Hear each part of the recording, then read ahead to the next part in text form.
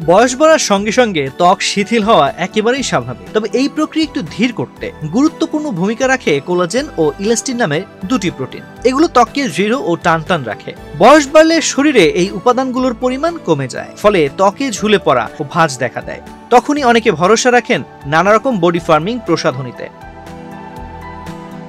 প্রথম ব্যবহারে অনেক প্রসাধনী কার্যকর মনে হলেও এর ফল সাধারণত সাময়িক। বিশেষজ্ঞরা বলছেন, বয়সের ছাপ পড়ার আগেই নিয়মিত ব্যবহার করলে কিছুটা সুফল মিলতে পারে, তবে একবার ছাপ পড়লে তা পুরোপুরি দূর করা প্রসাধনীর পক্ষে সম্ভব নয়।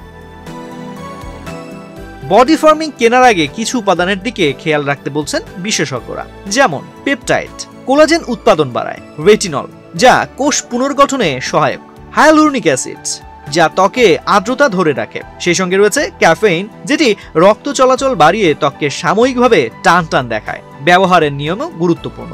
পরিষ্কার ত্বকে, বিশেষ করে গোসলের পরে ব্যবহার করলে পণ্য ভালোভাবে কাজ করে। হালকা মাসাজ করলে উপাদানগুলো ত্বকে ভালোভাবে মিশে যায়। তবে শুধু প্রসাধনী ব্যবহার করলেই হবে না, ত্বক সুস্থ রাখতে দরকার কিছু অভ্যাসগত পরিবর্তন, যেমন প্রতিদিন 7 থেকে 8 ঘন্টা ঘুম, পর্যাপ্ত পানি পান, পুষ্টিকর খাবার খাওয়া, মানসিক চাপ নিয়ন্ত্রণ, নিয়মিত ব্যায়াম। Dry brushing, coffee scarf, hydrating lotion, ঠান্ডা পানি দিয়ে গোসল, এসব ছোট ছোট অভ্যাসও ত্বককে টান টান রাখতে সাহায্য করে। যাদের ত্বকে বেশি শিথিলতা দেখা দিয়েছে তাদের জন্য ইনক্লিনিং চিকিৎসা, যেমন রেডিও ফ্রিকোয়েন্সি থেরাপি, লেজার বা এমনকি সার্জারিও একটি বিকল্প হতে পারে।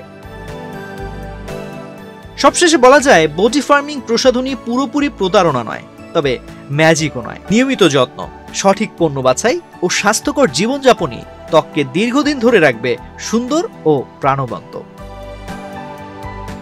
তো আজ এ পর্যন্তই।